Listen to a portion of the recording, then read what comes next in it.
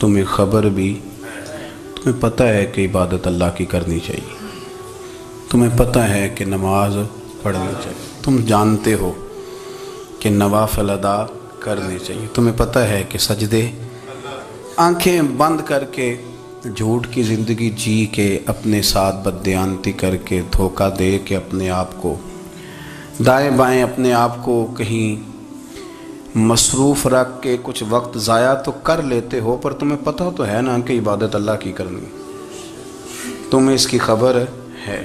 میرے رسول پاک علیہ وسلم نے فرمایا بندہ اللہ کے سب سے قریب اس وقت ہوتا ہے جب وہ سجدے کی حالت میں ہوتا ہے۔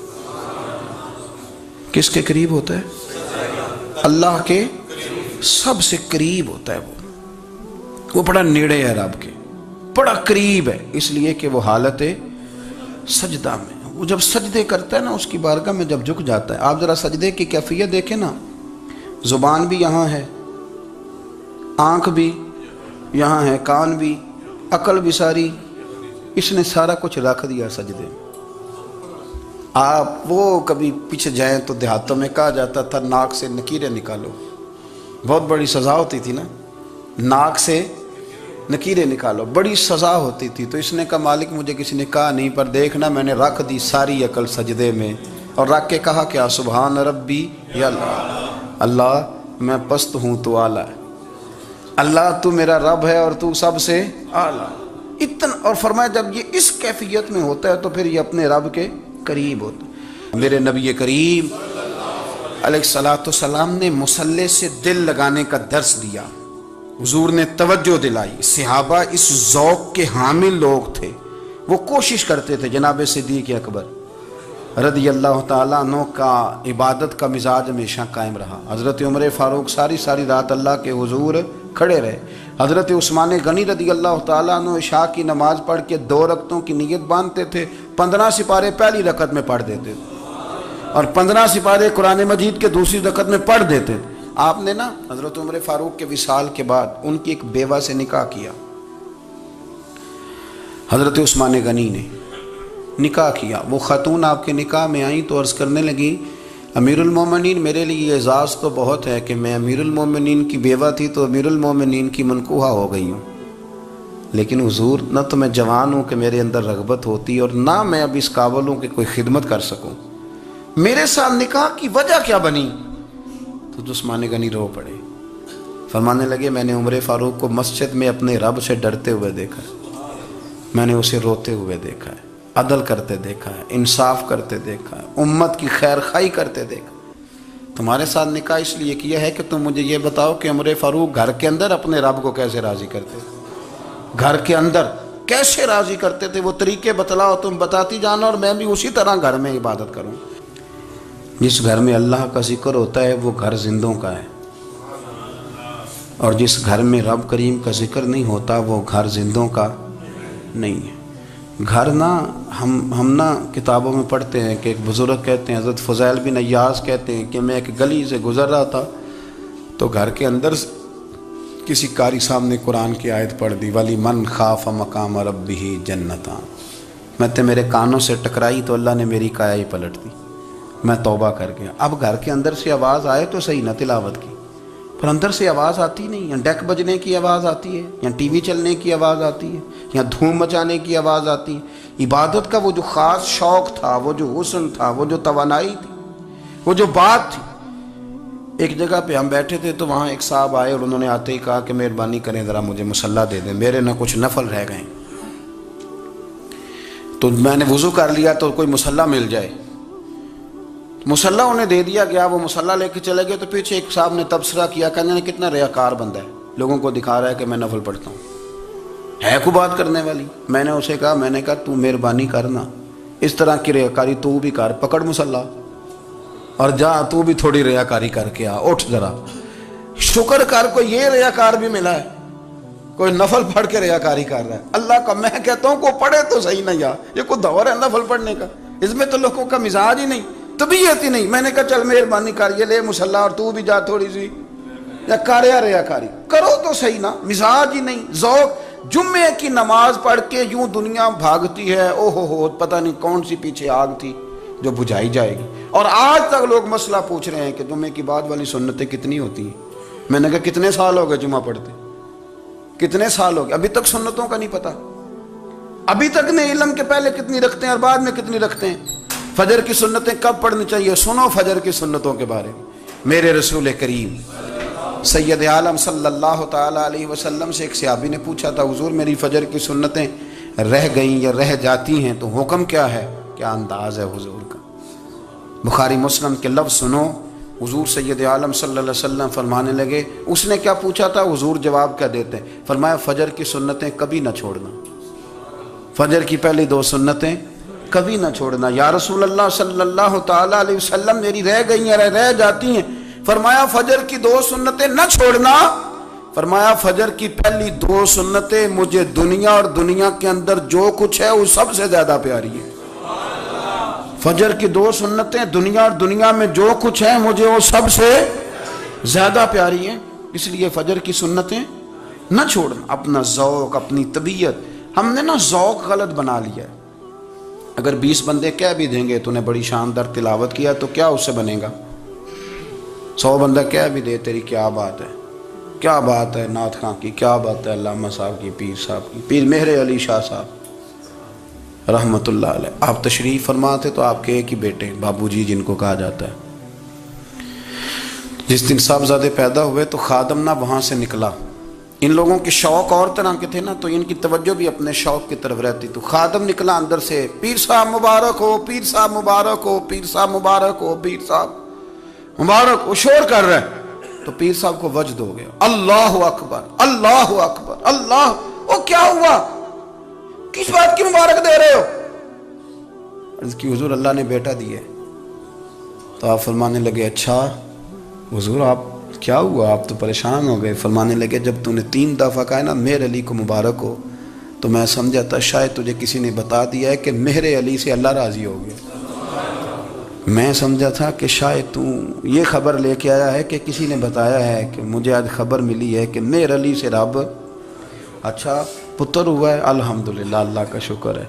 पर मेरे लिए मुबारक का दिन वो होगा जब मेरा रब कहेगा कि मैं मेहर अली से राज़ी हूँ, मेरे महबूब कहेंगे कि मैं मेहर अली से। आप बात को समझें, शौक़ ही किसी और तरफ था, दिल ही कहीं और लगा हुआ था, तबीयत ही कहीं और माइल थी। कोई वजीफा पूछते थे तो पढ़ते थे वो लोग, कुछ अल्लाह अल्लाह उन्हें बताई जाती थी तो करने का ज़ौक़ रखते थे, तबीयत थी, कायल थे। हजरत रबी कहते हैं मैं बड़ी दूर से सफ़र करके गया हजरत अवैस करनी से मिलने, बड़ी दूर से, और जब मैं पहुंचा तो फजर का वक़्त था। तो हज़रत वैसे करनी को मैंने पा लिया, तो वो नमाज़ पढ़ के ना कुरान शरीफ लेके बैठ गए। फरमाते हैं इशराक चाश्त का वक़्त हुआ तो नफलों की नीयत बांध ली। मुहद्दिस इब्नुल जौज़ी ने लिखा है, फरमाते हैं फिर जब ज़वाल का वक़्त हुआ तो मस्जिद में झाड़ू देने लग गए। ज़ोर की नमाज़ पढ़ के तो असर की तैयारी तक वो मस्जिद में बैठे रहे। और मेरे नबी पाक अलैहिस्सलाम ने फरमाया जो नमाज के इंतज़ार में बैठा हो वो नमाज ही में है, वो नमाज ही में है। फरमाया मेरी दुनिया, मेरी उम्मत की जो रहबानियत है ना वो इतनी है कि नमाज का इंतज़ार करे। आज़ान के बाद नमाज का ये राहब है, ये इस वक्त छोड़ के बैठे हैं सारा कुछ। फरमाते हैं असर तक उन्होंने अल्लाह अल्लाह की, फिर मगरिब तक की, इशा की नमाज हुई तो नमाज पढ़ी तो वो थक गए। अब मुझे वो फारिग हुआ, मुसल्ला छोड़े तो मैं मुलाकात करूँ ना। ये आप हैरान ना हो कि इतनी देर बंदा कैसे अल्लाह अल्लाह कर, हमने की नहीं ना इसलिए हम परेशान हैं। जो आदी होते हैं वो कर भी लेते हैं, वो ये काम। मेरी बात की समझ आ रही है। जब जाते हो किसी दफ्तर में तो 8 घंटे खड़े रह लेते हो ना, मजबूरी होती है तो खड़े रहा जा सकता है। पासपोर्ट के दफ्तर बोलिए, इमिग्रेशन की लाइनों में, और मैंने तो एम्बेसियों में बंदे 12-12 घंटे पहले जाके खड़े देखे, रह लेते हैं खड़े। तो अगर इन कामों के लिए रहा जाता है तो अल्लाह रसूल के लिए भी खड़े रहा जा सकता है। तो फरमाने लगे कि जब इशा की नमाज के बाद आखिर इंसान थे, थक गए, नींद का गलबा हुआ तो थोड़ी ऐसे आंख बंद हुई तो खुली तो रोने लगे। हज़रत वैसे करनी रो के कहने लगे मालिक मुझे गाफिल तो ना कर, अभी मैंने किया भी कुछ नहीं, दिन ख़त्म हो गया, कोई नफल नहीं, कोई अल्लाह अल्लाह नहीं, अल्लाह मुझे गाफिल ना कर, मेरी मदद फरमा। फरमाते हैं जब वो रोए تو میرے ساتھ جو شخص تھا میں نے کہا اٹھو چلیں. کہنے لگا حضور ملنا نہیں. فرمایا جو میں لینے آیا تھا وہ مجھے مل گیا ہے, جو میں ان سے سیکھنے آیا تھا وہ مجھے نصیب ہو گیا, اب اور میں نے کیا لینا, ختم ہو گئی بات, اٹھو چلیں. اللہ کے بندوں نے حضرت ربیہ بن کعب اسلمی رضی اللہ تعالیٰ عنہ فرماتے ہیں, کہتے ہیں جب بنو قریظہ اور بنو نذیر یہودیوں کے ساتھ حضور علیہ السلام نے جنگ کا اعلان فرمایا تو وہ دشمن ہو گئے. ہمیں خطرہ تھا کہ وہ رات کو کہیں محبوب کو تکلیف نہ دیں, تو کچھ لوگ نا تلواریں لے کے نبی پاک کے دروازے پہ پہرے داری کرتے تھے. گن مین رکھنا حرام نہیں, اگر کسی کو واقعی خطرہ ہو تو اس کے لیے سنت بھی ہے. حضرت علی المرتضیٰ تلوار لے کے حضور کے گھر کا پہرا دیتے تھے. حضرت ربیہ بن کعب اسلمی رضی اللہ تعالیٰ عنہ فرماتے ہیں کہ رات میری ڈیوٹی تھی کہ میں حضور کے گھر کا پہرا دوں گا, تو فرماتے ہیں میں باہر سن رہا تھا, ساری رات ہی میرے نبی پاک نے اللہ کی تسبیح پڑھی, ساری رات, کبھی تسبیح, کبھی تحلیل, کبھی تحمید, کبھی تکبیر, ساری رات. فرماتے ہیں ساری رات حضور پڑھتے رہے اور ساری رات ہی میں سنتا رہا. مجھے اونگ آ گئی, میری آنکھ لگ گئی, حضور ابھی پڑھ رہے تھے, میں تھک کے سو گیا. اور فرماتے ہیں جب میری آنکھ دوبارہ سے کھلی تو میرے کانوں میں پھر کوئی چیز گونجی, تو میں نے کان لگایا تو میرے حبیب ابھی بھی اللہ کو یاد کر رہے. ساری رات حضور رب کی عبادت کرتے. اسی لیے تو کہا یا ایھا المزمل قم اللیل الا قلیلا, حبیب ساری رات تو نہ جاگا کا, تھوڑا آرام بھی کر لیا کا. میرے بھائی اپنا مصلی, اپنی عبادات, اپنے وظائف, اللہ جو آپ نے کسی سے سیکھی ہے اس کو کبھی کمزور نہ ہونے دیں. شجرہ شریف جو کسی بزرگ سے آپ لے لیتے ہیں تو کیا رسم ہے کوئی, اس پہ کچھ لکھا ہوتا ہے, وہ پڑھنے کے لیے دیا جاتا ہے, اس پہ لکھا ہوتا ہے کہ یہ اللہ آپ نے کرنی ہے. انسان پر اگر کوئی شخص نیکی کر دیتا ہے, احسان کر دیتا ہے, تو انسان اس کے سامنے پھر گردن نہیں اٹھا سکتا, یار یہ میرے مشکل وقت کا دوست ہے, اس نے میرے ساتھ نیکی کی ہے, کبھی بھی گردن نہیں اٹھائے گا, جھکا کے رکھے گا. تو اگر عام کوئی نیکی کر دے تو اس کے سامنے انسان کبھی گردن نہیں اٹھاتا. تو جو رب ساری نعمتیں عطا فرمائے, جو کہے کہ تیری تخلیق میں نے کی, تجھ سے پہلوں کو بھی پیدا میں نے کیا, تیرے لیے زمین کا بچھونا بھی میں نے بچھایا, آسمان کی چھت بھی میں نے لگائی, تیرے لیے زمین سے ساری اناج کو, پھل کو, کھیتیوں کو نکالا بھی تیرے لیے. اب تو اس طرح کر کہ تو میری عبادت کر, تو میری بارگاہ میں جھک جا. بہت سارے نشے لوگوں کو لگے ہوئے ہوتے ہیں, ہر آدمی کوئی نہ کوئی نشہ کرتا ہے, کوئی دولت کا کرتا ہے, کوئی شہرت کا کرتا ہے, کوئی اپنی تعریف کا نشہ کرتا ہے, 2-4 لوگوں سے تعریف سن کے مطمئن ہو جاتا ہے. ناراض تو نہیں ہو گیا اس جملے سے آپ؟ کرتے ہیں لوگ دولت کا نشہ بھی. یہ جب نقصان ہوتا ہے تو بندے بیمار نہیں ہو جاتے, پیسے ڈوب جاتے ہیں تو لوگ بیمار نہیں ہو جاتے. تو اس کا مطلب یہ ہوتا ہے کہ نشہ ٹوٹ گیا ہے. اب بہک ہوئے ہیں نا تھوڑے سے تو کانپتے ہیں, تڑپتے ہیں, پریشان. نشہ ہی اسی طرح ہی کرتا ہے نا, نہیں ملتا تو پریشان ہوتا ہے. یہ سارے نشے ہیں, مختلف قسم کا نشہ. ہم مانتے نہیں اس بات کو, تسلیم نہیں کرتے, کیونکہ تسلیم کرنا بڑا مشکل کام ہے. اس کے لیے تو بڑی ساری چیزیں جو ہیں وہ دبوچ کے اور بڑی سارے رستے پھلانگ کے آنا پڑتا ہے, تو بڑا مشکل ہے ماننا, ورنہ کرتے ہیں ہم. ہمارا مزاج ہے. یہ گھومنے پھرنے کا, دنیا دیکھنے کا بھی ایک نشہ ہے, یہ بہت ساری باتیں کرنے کا بھی ایک نشہ ہے, گپ شپ کا بھی ایک نشہ ہے. 2-4 لوگوں کی جب تک پگڑیاں نہ کھول لیں بعض لوگوں کو نیند نہیں آتی. یہ غیبت کا, چغلی کا, بددیانتی کا, یہ بھی ایک نشہ ہے. اس پر ملا رومی رحمۃ اللہ نے بڑا کلام لکھا ہے. وہ کہتے ہیں مانگ کے کھانے کا بھی نشہ ہے, مانگ کے کھانے کا بھی نشہ ہے. وہ کہتے ہیں کہ ایک بھیک مانگنے والی خاتون تھی, تو بادشاہ کے پاس بھیک مانگنے آئی, تو بادشاہ کو پسند آ گئی, اس نے شادی کر لی. اب اس کو عادت تھی بھیک مانگ کے کھانے کی, تو وہ کنیزوں سے کہا کرتی تھی کہ فٹافٹ نہ روٹی لے کے آیا کرو, میں 2-3 دفعہ مانگوں تو پھر لایا کرو. چونکہ ایک نشہ ہے نا, تو میں مانگوں 2-4 دفعہ تو پھر. تو انسان بہت سارے نشے کرتا ہے, یہ مانتا نہیں. یہ موبائل, یہ فیس بک, یہ سارے نشے ہی ہیں. اپنی فوٹو لگا لینا, سارا دن اسی کو دیکھتے رہنا. اور بڑے بڑے سیانے بندے جو وزادار ہیں, بڑے وزادار لوگ ہیں, لیکن وہ بھی سنجیدگی کے قائل نہیں, اس طرح کے نشوں کا شکار ہیں. یہ سارے نشے ہیں جو ہم نے پال لیے۔ ہمارے صوفیاء، ہمارے بزرگ فرماتے ہیں کہ تم اس طرح کرو، اگر سارے نشوں سے بچنا چاہتے ہو تو سجدے کا نشہ شروع کرو، سجدے کا نشہ شروع کرو۔ یہ نا اقبال کہتے ہیں عطار ہو، رومی ہو، رازی، آپ بات کو سمجھیں، عطار ہو، رومی ہو، رازی ہو، غزالی ہو، کچھ ہاتھ نہیں آتا بے آہ سحر گاہی۔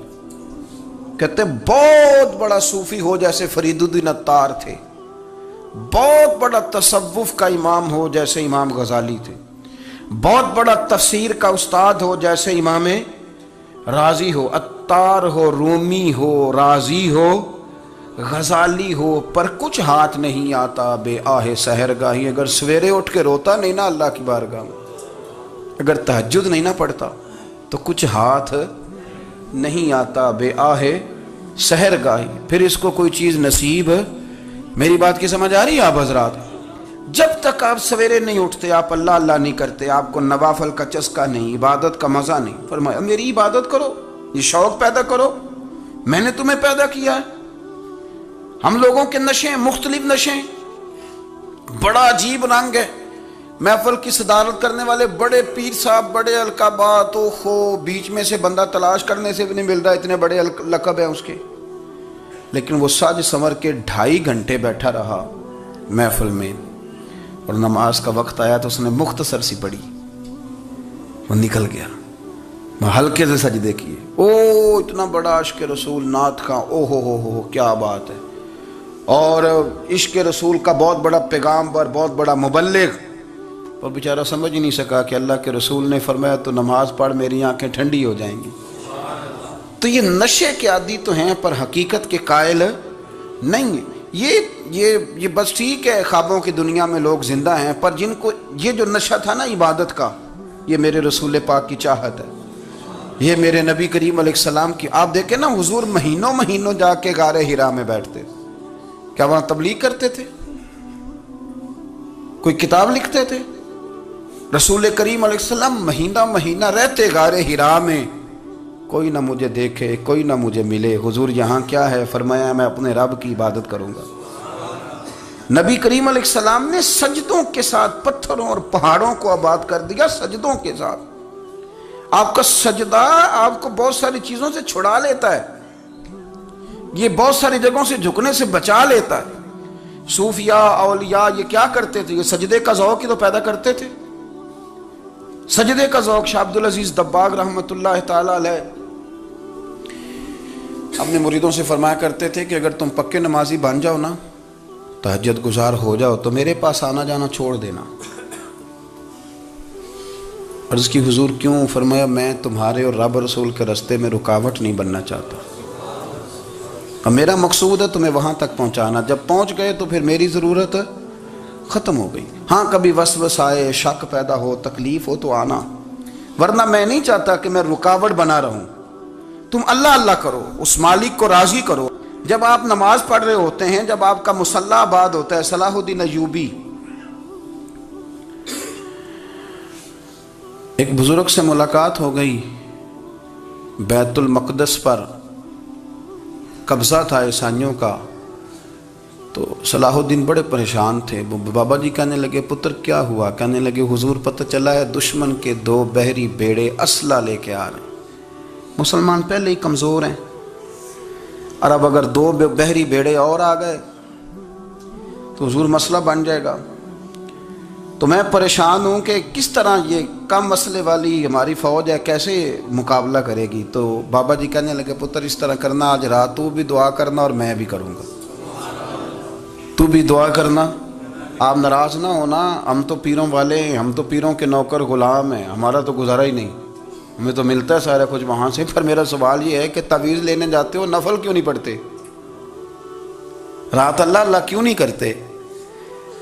یہ بھی تو ہمارے بزرگوں کا ہی طریقہ ہے، انہوں نے تو ہمیں سکھایا ہے۔ صلاح الدین ایوبی سے بزرگوں نے کہا کہ رات آج نا اللہ اللہ کرنا، تو میں تیرے لیے دعا کروں گا، تو بھی دعا کرنا۔ تو بندہ جب دکھی ہوتا ہے تو سجدہ کرتا ہے، تو پھر ہی تو مصلی بھیگ جاتا ہے، پھر ہی تو مزہ آتا ہے۔ سکھی بندہ تو کعبے جا کے نہیں روتا، دکھی تھے، تکلیف تھی، تو سر رکھا سجدے میں تو تڑپ گئے۔ اور وہ بابا جی کہتے ہیں میں مسجد آیا تو صلاح الدین چیخے مار کے رو رہا تھا اور کہہ رہا تھا مالک میں کوئی اپنی شان کے لیے تو نہیں نہ لڑ رہا، اللہ کو میں کوئی قبضوں کے لیے تو نہیں لڑ رہا، مالک تیرے لیے لڑ رہا ہوں، مجھے بے آبرو نہ کرنا، میری مدد فرمانا۔ کہتے ہیں میں آیا تھا کہ مسجد میں دعا کروں گا، پر صلاح الدین ایوبی کو روتے دیکھا تو میں لوٹ گیا۔ تو سویرے صلاح الدین ملے تو بڑے خوش تھے۔ میں نے کہا پتر کیا ہوا؟ کہنے لگے حضور وہ بحری بیڑے دو آ رہے تھے نا اسلحہ لے کے، دونوں ڈوب گئے پانی میں ڈوب گئے۔ تو بابا جی کہنے لگے صلاح الدین وہ پانی میں نہیں ڈوبے، وہ تیرے آنسوؤں میں ڈوب گئے، وہ غرق ہو گئے، وہ جو تو نے مسلح بات کیا تو وہ تیرے آنسوؤں میں ڈوب گئے، وہ غرق ہو گئے، وہ تباہ، اتنے قیمتی تھے تیرے آنسو کے بہا لے گئے دشمن کے بحری بیڑوں کو۔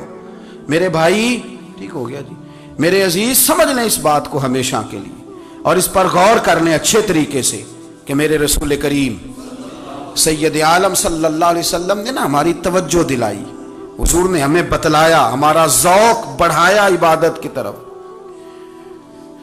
ایک صحابی تھے حضرت ابو فاطمہ رضی اللہ تعالیٰ عنہ، یہ ترمذی شریف کی حدیث ہے۔ نبی پاک علیہ السلام نے فرمایا ابو فاطمہ قیامت کے دن مجھ سے جلدی ملنا چاہتے ہو کہ دیر کے ساتھ؟ تو کہنے لگے حضور کون ہوگا جو دیر سے ملنا چاہے گا، ہم نے تو جان دے دی وعدہ دیدار پر۔ اعلیٰ حضرت فرماتے ہیں جان دے دی وعدہ اور نقد اپنا دام ہو ہی جائے گا۔ مجھے لگتا ہے کہ یہ سودا نقد و نقد ہو جانا ہے، چونکہ ہم نے جان دے دی وعدہ دیدار پر۔ آپ نے وعدہ کیا تھا کہ مریں گے تو پھر زیارت ہوگی، تو مر گئے ہم زیارت کی خاطر۔ جان دے دی وعدہ دیدار پر تو نقد اپنا دام ہو ہی جائے گا۔ اے رضا ہر کام کا ایک وقت ہے، دل کو بھی آرام ہو ہی جائے گا۔ تو حضرت ابو فاطمہ رضی اللہ تعالیٰ عنہ سے نبی پاک صلی اللہ علیہ وسلم نے فرمایا جلدی ملنا چاہتے ہو کہ دیر سے؟ عرض کی حضور فٹافٹ ملنا ہے، میں نے قیامت کے دن آپ سے جلدی ملنا ہے۔ تو نبی پاک علیہ السلام نے فرمایا پھر اس طرح کرنا، دنیا میں رہ کے سجدے زیادہ کرنا، پھر سجدے زیادہ کرنا، قیامت میں ملاقات جلدی ہو جائے گی، قرب ملے گا تمہیں۔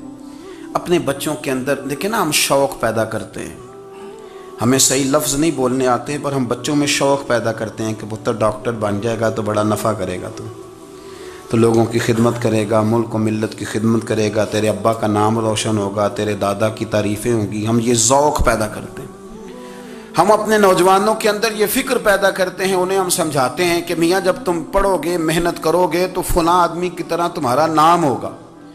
یہ جتنا ذوق ہم بچوں کے اندر ان چیزوں کا پیدا کرتے، ہمیں حکم ہے کسی طرح ہم ذوق پیدا کریں کہ پتر نماز پڑھے گا تو اللہ راضی ہو جائے گا، تو سجدہ کرے گا۔ دیکھیں نا میرے رسول کریم علیہ السلام نے فرمایا 7 سال کے بچے کو مسجد لے کے جاؤ، یعنی اسے شوق دلاؤ، اس کے اندر یہ خاصیت پیدا کرو کہ اس کا دل کرے مسجد میں جانے کا، اس کے اندر یہ خصوصیات لاؤ کہ وہ ہمارے ہاں نا ہر چیز کو پرموٹ کیا جا رہا ہے، ہر چیز کو، یعنی سر سنگیت سکھانے کے لیے اکیڈمیاں بن گئی ہیں، ہر شے پرموٹ ہو رہی ہے، عبادت کا جذبہ کم ہوتا جا رہا ہے، اللہ کا ذوق ہمارے اندر نہیں رہا۔ اور اتنا مشکل ہم نے اپنے لیے بنا لیا ہے کہ وہ بندہ جو بڑی زبردست مذہبی گفتگو کر رہا تھا اور تگڑی بات کر رہا تھا، کیا بات ہے، لیکن نماز کے بارے میں کمزوری دکھا جاتا ہے، نوافل کے بارے میں وہ چپکے سے نکل جاتا ہے۔ امام احمد بن حنبل رحمۃ اللہ تعالی علیہ، مسند امام احمد بن حنبل 14 جلدوں میں ہے مارکیٹ میں، اور مجھے تو خیر پسند ہی بڑی ہے، میں نے تو کئی دفعہ پڑھی ہے، اور کیا بات ہے امام احمد بن حنبل کی، کیسے تگڑے قسم کے محدث تھے، اور اللہ نے کتنا انہیں اعزاز عطا فرمایا ہوا تھا۔ یہ کوڑے بھی کھاتے تھے دین کی خاطر، سارا کرتا لہو سے بھر بھی جایا کرتا تھا، بڑا اعزاز والا شخص تھے، بڑے اعزاز والے، حدیثیں جمع کرنا، حدیثیں لکھنا، حدیث پڑھانا، سارا دن رہتے تھے۔ کہہ سکتے تھے کہ میں کر تو رہا ہوں کام، اور حدیث بھی موجود ہے کہ عالم عابد سے افضل ہوتا ہے، پر اس کے باوجود امام احمد بن حنبل رحمۃ اللہ علیہ 300 نفل فرض نمازوں کے علاوہ پڑھا کرتے تھے، 300 نوافل روز پڑھا کرتے تھے۔ ان کے بیٹے نے کہا ابا جی مکان خریدنا ہے تو جگہ کہاں کر کے لوں، بہت ساری آبادیاں، تو فرمایا پتر وہاں لینا جہاں مسجد قریب ہو۔ میرے رسول کریم سید عالم صلی اللہ علیہ وسلم اتنا پسند کرتے مسجد کو، اتنا پسند کرتے نماز کو کہ رسول کریم صلی اللہ علیہ وسلم تہجد کی نماز بھی پڑھتے، پھر حضور فجر کی نماز بھی پڑھتے، نبی پاک وتر کو الگ کر کے پڑھتے، عشاء کے ساتھ نہیں پڑھتے۔ یہ تو ہم اس لیے اجازت دی ہمارے بزرگوں نے کہ بعد میں اٹھے گا کون علیحدہ وتر پڑھنے کے لیے، عشاء کے ساتھ پڑھ لیں۔ وتر پڑھتے، تہجد پڑھتے، فجر پڑھتے، اشراق پڑھتے، چاشت پڑھتے، پھر مغرب کی نماز کے بعد 6 رکعت اوابین پڑھتے، پھر رات کو صلاۃ اللیل پڑھتے۔ سیدہ عائشہ صدیقہ کہتی ہیں زمانہ سو جاتا اور میرے رسول مصلی بچھا کے کھڑے ہو جاتے۔ او یار کھیتی باڑی کر کے نہیں، محنت مزدوری کر کے نہیں، جناب عائشہ کہتی ہیں میں یہ بھی دیکھتی کہ حضور ایک آیت شروع کرتے تو ساری رات اسی کو پڑھتے، اور میری نظر جاتی تو قدم مبارک پہ ورم آ جاتا۔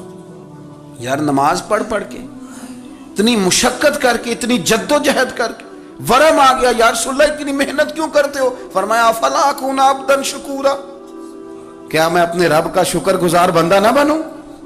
صحابہ کا ذوق عبادتوں کا، ریاضتوں کا، تلاوتوں کا، طبیعت ہے ان کی، وہ ایک دوسرے کو، حضرت مولا علی شیر خدا کرم اللہ تعالی وجہہ الکریم کے زمانے میں روم کے بادشاہ نے کہا یار یہ مسلمانوں کا پتہ تو کرو، یہ آخر کیوں اتنے زیادہ مجاہد ہیں؟ اس زمانے میں جاسوس بھیجنے کا مزاج تھا، اب تو جاسوس پکڑا جاتا ہے، اب تو جاسوس ہے، اور جاسوسی کا شوق ویسے آج بھی ہے۔ عرض کروں تھوڑی سی بات اس عنوان سے، پتہ کیا ہمارا مسئلہ ہے؟ ہم جہاں جاتے ہیں نا وہاں تھوڑی خوشبو سونگنے کی کوشش کرتے ہیں، وہ کیا ہے تو یہ کیا ہے تو ادھر کیا ہے تو تھوڑا سا ادھر کیا ہے۔ میرے رسول پاک پڑھیے درود شریف، سارے پڑھیے ذرا زور سے، صلی اللہ تعالی۔ نبی پاک علیہ السلام نے فرمایا جاسوسی نہ کرنا ورنہ تم بندوں کو خراب کر دو، اور فرمایا اس طرح نہ ہو کہ تم کسی کے اب کھول نہ نکلو تو تمہارے پہلے کھول جائیں۔ یہ جو ذوق ہے نا یہ ختم کریں، چھوڑیں، مطلب آپ کس چکر میں پڑے ہوئے ہیں؟ اتنی زیادہ توجہ کرنے کی کیا ضرورت ہے؟ نے کام سے کام رکھیں، اس میں بندہ تھوڑا سا نا آسان رہتا ہے۔ یہ جو بہت زیادہ ٹٹولنے والے لوگ ہوتے ہیں نا وہ بیچارے پھر عمر ٹٹولتے ہی گزار دیتے ہیں، اس لیے کہ مزاج ہی بہت پکا ہے، بوری کا منہ کھول کے اندر تک ہاتھ ڈالنا، تو پھر کئی دفعہ سامنے سے بچھو بھی لڑ جاتا ہے، خرابی ہوتی۔ تو جاسوسی کی جاتی تھی، اس نے بھی جاسوس بھیجے، کیونکہ قبیلوں کے لوگ تھے، کچھ مسلم کچھ کافر، پہچانے نہیں جاتے تھے لوگ، تو کچھ لوگ اس نے بھیجے، انہوں نے آ کے نا تحقیق کی، ریسرچ کری کہ آخر ماجرا کیا ہے، تو واپس جا کے انہوں نے رپورٹ دی نا روم کے بادشاہ کو۔ اس رپورٹ کا ایک جملہ بڑا شاندار ہے، وہ کہنے لگا بادشاہ ہمیں مسلمانوں کی کوئی سمجھ نہیں آئی، ہمیں کوئی سمجھ نہیں آئی۔ انہوں نے کہا بھئی کیوں نہیں سمجھ آئی؟ کہنے لگے یار عجیب بندے ہیں، جب رات مصلی پہ بیٹھتے ہیں تو یوں لگتا ہے ان کا دنیا سے رشتہ ہی کوئی نہیں، کوئی کسی کو نہیں جانتا، کوئی اپنے دکھ سنا کے رو رہا ہے، کوئی اپنی بات کر کے رو رہا ہے، لگتا ہے کہ ان کا کوئی رشتہ ہے ہی نہیں جب مصلی پہ بیٹھتے ہیں۔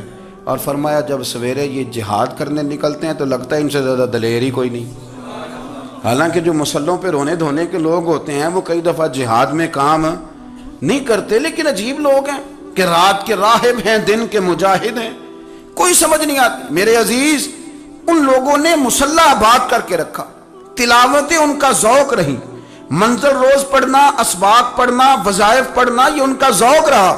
اعلیٰ حضرت بریلوی رحمت اللہ نے 1000 کتاب لکھی ہے، لیکن الوظیفۃ الکریمہ کے نام سے جو وہ صبح و شام وظائف پڑھتے تھے وہ الگ انہوں نے ان کو بیان کیا، پابندی کے ساتھ اپنی اللہ اللہ کرتے تھے۔ شیخ شہاب الدین سہروردی رحمت اللہ علیہ اس پر ایک بندے نے اعتراض کیا، اس نے کہا جی آپ کس قسم کے صوفی ہیں، مرید بیٹھے ہیں اور آپ وہاں نفل پڑھ رہے ہیں؟ یہ بھی بڑا مسئلہ ہوتا ہے نا، جو بندہ ملنے آتا ہے وہ اپنے ٹائم کے حساب سے آتا ہے، اور پھر اس کا یہ بھی خیال ہوتا ہے کہ پیر صاحب جو ہیں وہ چونکہ درویش ہیں تو نہ انہیں روٹی کھانی چاہیے نہ سونا چاہیے، چونکہ وہ درویش ہیں، اور ہم چونکہ درویشوں کے ماننے والے ہیں لہذا ہمارا یہ طریقہ ہونا چاہیے کہ جیسے ہم کہیں درویش ویسے ہی کر جائے، حالانکہ جس کو آپ درویش کہیں گے آپ اس کی مانیں گے، آپ منوائیں گے نہیں، تو ہمارا مزاج ہوتا ہے۔ شیخ شہاب الدین پر لوگوں نے اعتراض کی، حضور لوگ ملنے آئے ہیں، زیارت کرنے آئے ہیں، یہ بندے دعا کرانے آئے ہیں، اللہ اللہ کرانے آئے اور آپ نفل پڑھ رہے ہیں، کیا جملہ ہے، کیا حسن ہے، کیا خوبصورتی ہے۔ فرمانے لگے رب رسول سے مانگنے کے لیے مصلی بچھایا ہے، اگر وہاں سے مانگوں گا نہیں تو تمہیں دوں گا کیا؟ پہلے مجھے کچھ لے تو لینے دو، اگر میرے پلے کچھ ہے ہوگی تو آگے دوں گا نا. تو میں مانگنے گیا تھا کہ یا اللہ دے, تیرے بندے لینے آئے, دے تو میں کچھ لوں گا تو آگے دوں گا نا. لیکن ہمارا یہ سٹیٹس, یہ مزاج, یہ شعور نہیں ہے. گپیں, کہانیاں, داستانیں, گفتگو, خطابت, واز, کیا بات. لیکن اگر کچھ کرنے کا کام ہو تو وہ نہیں ہم سے ہوتا. یا ایھا الناس اعبدوا ربکم الذی خلقکم والذین من قبلکم لعلکم تتقون. اے لوگوں, اس رب کی عبادت کرو جس نے تمہیں پیدا کیا اور تم سے پہلوں کو پیدا کیا, اس لیے عبادت کرو کہ تم پرہیزگار ہو جاؤ گے. مالک سمجھنے کی توفیق عطا فرمائے.